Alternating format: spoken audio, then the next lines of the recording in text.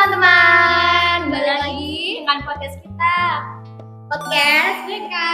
Nah, gimana nih teman-teman semua? Apa kabarnya? Kalian lagi pada pusing mikirin skripsi atau tugas-tugas ya? Tadi sambil dengerin podcast kita yang seru banget tentang apa, Ca? Tentang teori humanistik.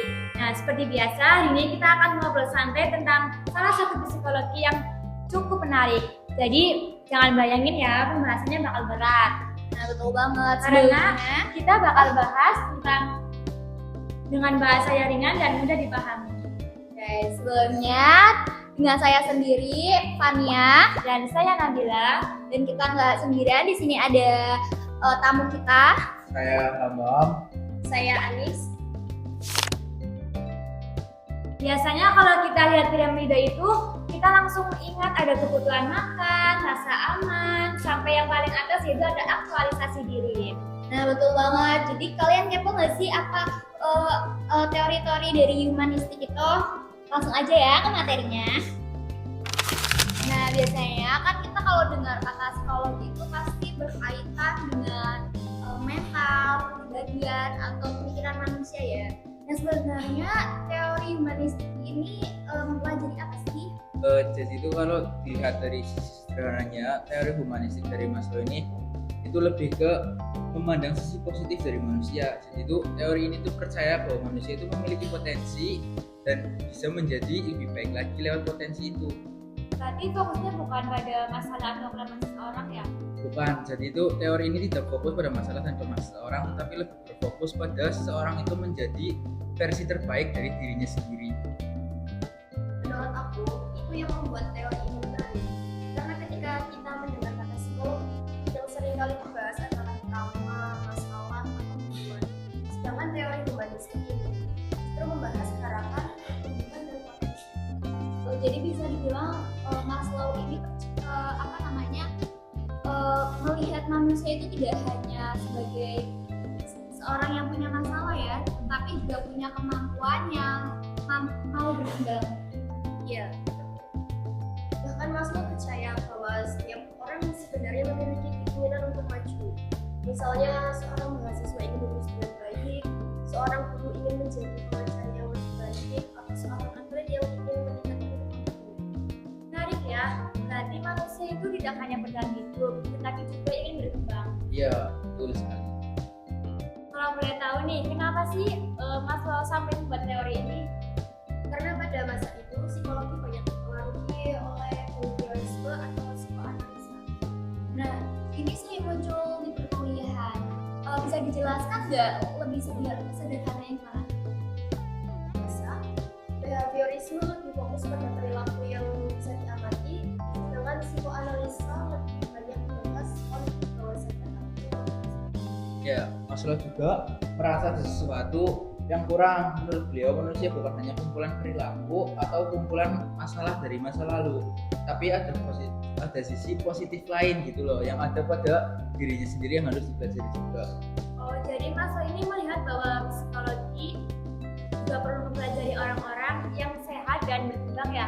Ya betul, bahkan beliau juga tertarik mempelajari orang-orang yang dianggap berhasil mengembangkan potensinya. Kan kalau sekarang mungkin seperti orang yang bisa menjalani hidup dengan baik, punya tujuan hidup dan merasa puas dengan dirinya sendiri ya. Iya, kurang lebih seperti itu. Nah, sekarang kita masuk ke bagian yang paling terkenal, yaitu piramida kebutuhan Maslow. Nah, jujur nih, kalau dulu lihat piramida ini kan saya cuma hafal bentuknya, tapi belum benar-benar paham namanya. Ya, semua orang juga mesti begitu. Oke, Marian, coba jelaskan dengan contoh sehari-harinya gimana? Jadi itu tingkat pertama itu adalah kebutuhan psikologis. Kalian tahu kan? Nah, jadi ini kebutuhan paling dasar seperti makan, minum, tidur, dan istirahat. Kalau lapar kan biasanya memang susah fokus ya. Betul banget. Misalnya mahasiswa masuk pagi tapi belum sarapan, ada yang dipikirkan bukan materi kuliah, tapi nanti kita makan apa ya setelah selesai? Ya. Relate banget nih. Nah, setelah kebutuhan dasar terpenuhi terpenuhi, muncul juga kebutuhan rasa aman. Contohnya itu seperti apa ya? Nah, contohnya itu merasa tidak aman di rumah, di lingkungan sekolah, dan sering mengalami bulian atau hubungan. Jadi kayak kita itu merasa takut berada di lingkungan itu gitu loh. Misalnya itu ada siswa yang sering mengalami perundungan, walaupun dia pintar, tapi akan sulit baginya fokus belajar karena kebutuhan rasa amannya. Masuk akal sih. Nah, terus selanjutnya itu ada kebutuhan sosial. Ini tentang seperti pertemanan gitu ya? Ya, jadi itu manusia juga ingin diterima entah itu dari pertemanan, keluarga, ataupun dari sahabat, dan ingin merasa bagian dari kelompok gitu loh. Makanya ketika seseorang merasa kesepian dalam waktu yang lama, biasanya akan mempengaruhi kondisi psikologi. Oh iya, apalagi anak kos ya. Wah ini mah banyak yang relate. Nah, selanjutnya juga ada kebutuhan penghargaan. Jadi selanjutnya itu ada kebutuhan penghargaan. Berarti itu kayak pengen pujian. Bukan dipuji, tapi lebih ke dihargai aja gitu loh. Contoh kita ngasih apa kebaikan atau apa dari hal kecil, itu ingin dihargai aja kayak gitu. Misalnya itu ketika kita sudah berusaha keras mengerjakan tugas, lalu dosen memberikan apresiasi, rasanya pasti senang. Nah bener banget tuh. Ya, dan yang paling atas adalah aktualisasi diri. Nah ini bagian yang sering bikin penasaran ya, yang aktualisasi diri. Banyak orang yang ngira aktualisasi diri itu harus selesai dulu. Padahal nggak begitu. Aktualisasi diri adalah ketika seseorang mampu mengembangkan diri sebagai dalam. Nah, benar, misalkan itu ada orang yang pintar gambar. Dia itu udah bisa menggambar berbagai jenis macam gambar. Yaitu dia menganggap dirinya itu sudah mencapai aktualisasi diri.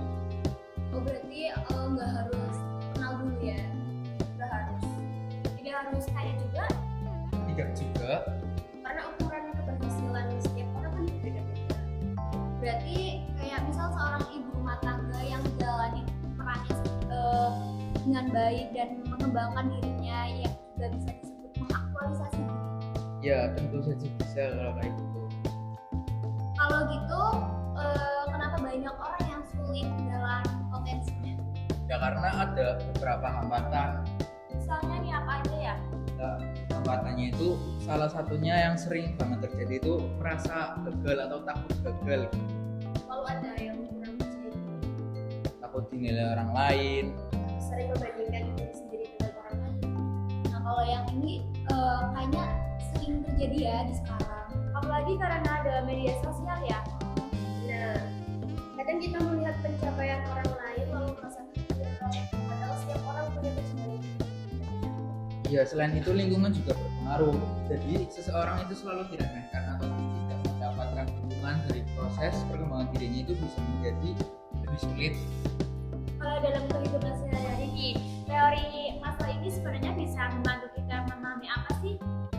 Banyak banget. Salah satunya membantu kita memahami bahwa setiap perilaku manusia biasanya berkaitan dengan Ya, misalnya itu ada teman yang tidak berangkat kuliah, kita itu gak boleh langsung ngejudge bahwasannya dia itu malas kuliah gitu loh. Jadi kayak latar belakangnya dia atau fasilitas dia itu tidak terpenuhi. Benar juga. Jadi kita belajar untuk tidak cepat menghakimi ya.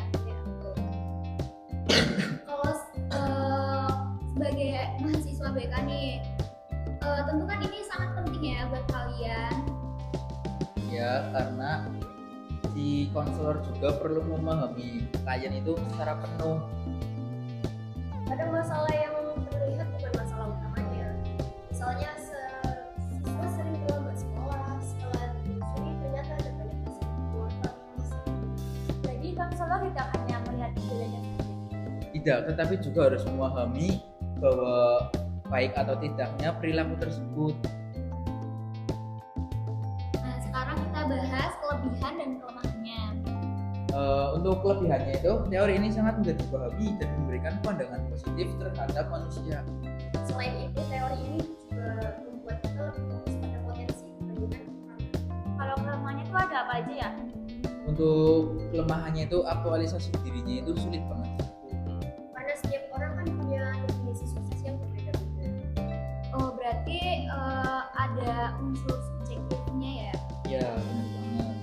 Wah, tidak terasa ya kita sudah sampai di penghujung diskusi dari obrolan ini. Kita belajar bahwa manusia memiliki berbagai kebutuhan yang perlu dipenuhi sebelum bisa berkembang secara optimal. Dan yang paling penting, kita belajar bahwa setiap orang memiliki potensi yang berbeda-beda. Jadi tidak perlu selalu membandingkan diri dengan orang lain. Ya, fokuslah pada proses perkembangan diri, tidak harus sempurna dan tidak harus berhasil. Yang penting terus tumbuh dan belajar. Karena aktualisasi diri bukan tujuan yang tercapai dalam semalam.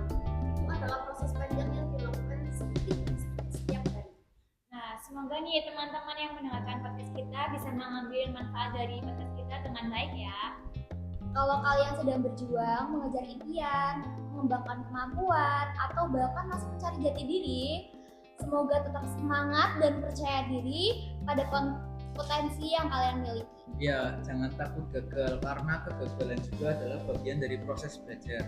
Dan jangan lupa menghargai setiap langkah kecil yang sudah berhasil kalian capai. Baik ya, terima kasih kepada Mahir dan Anis yang sudah ingin berbagi cerita atau pemahaman itu di podcast kali ini. Dan terima kasih juga untuk teman-teman yang udah nonton di rumah nih ya, sudah mendengarkan podcast kita sampai akhir. Nah, sampai jumpa di episode berikutnya. Bye-bye.